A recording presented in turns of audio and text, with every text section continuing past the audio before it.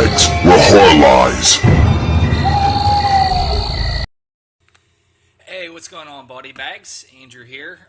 Welcome to week, I believe it's 170. If actually, I can't remember what week it is. It's week 179, maybe. Anyways, your Saturday host, Andrew, and I was thinking about what movie to do this week, and since it's Valentine's Day this week, I decided to do a Valentine's themed movie, and that would be My Bloody Valentine 3D. This is a remake of the original, 1981 My Bloody Valentine.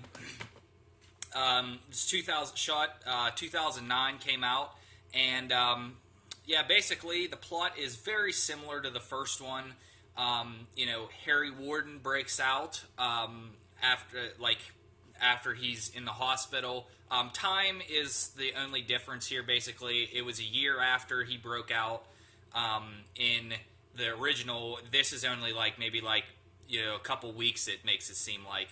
But they both happen on Valentine's Day, and basically, it's this time it's 10 years later.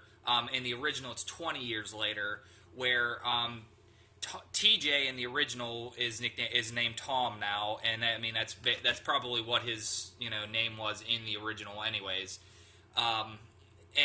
So he comes back to in the original it's called Valentine's Bluff, hilariously, and in this one it's called Harmony. And basically from there, the killings start happening, and that's you got your same basic premise. There's minor differences. Sarah is married in this version, whereas her and Axel were only dating in the original, and Tom's dad was the mayor in the original. He is in the remake the former mayor who's deceased now. And there's just minor differences like that. So it's all in all, it's very, very similar, but a couple of things. But anyways, my thoughts on this film.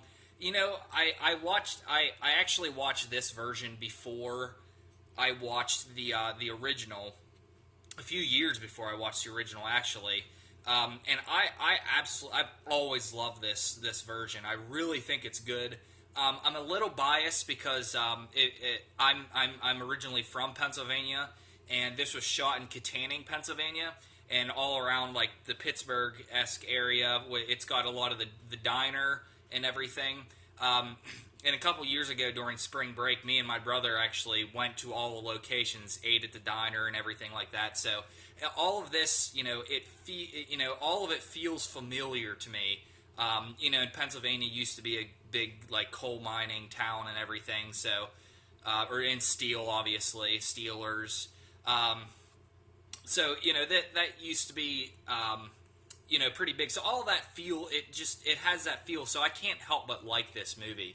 I like the character. I love the characters in this movie. Actually, honestly, all the strengths that I think that are lacking in the original have in this one, and also the things that are lacking in this one, the original has. I just think they're about even. I really love all of these. The kills are brutal in this movie. And it's just got such an interesting story. All the cool scenes and the chase scenes in this movie are awesome. The beginning scene is just incredible. So this all around, I really, really like this movie. It's got a good Valentine's Day feel to it as well. So it's if you're looking for a good Valentine's Day horror movie, you can't go wrong with this movie. The characters, as I said, were really good. Very likable, and if you've seen, if you've seen the original, you probably should like the remake. Although I do know this tends to be either loved or it's got a 5.5 on IMDb, and I've heard some people who don't care for it in the horror community, and people that do. I'm one who really loves this movie. I haven't watched this in my Blu-ray 3D yet because I don't have my 3D stuff with me, but I really recommend this movie. It's such a great 2000s slasher. It's got it's just got this great atmosphere to it. It's just a badass slasher movie. Yeah, it plays itself fairly straight. So if you want likes your straight slashers, it's definitely for you. If I were to rate it, I'd give it a honestly, I'd give it a 9 out of 10. I give both of them a 9 out of 10. Yeah, so that's going to be all for today. Thanks, guys, for tuning in. And as always, please let me know what you think about it. And yeah, just comment. And yeah, have a great week, guys. See you next week.